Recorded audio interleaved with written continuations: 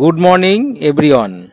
Today, I am here to speak about a very special festival, Raksha Bandhan.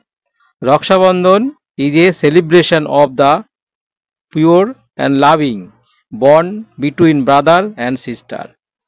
The word Raksha means protection and Bandhan means bond. So, it is truly the festival of the bond of protection.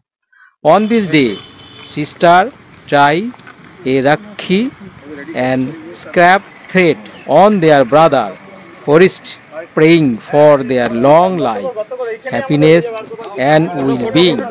In return, brothers promise to protect their sister and stand by them in every situation.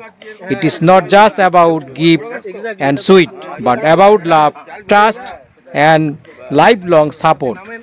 Raksha Bandhan also remain us that relationships are based on care, respect, and responsibility. In today's time, the festival goes beyond blood relation. It is also celebrated among cousins.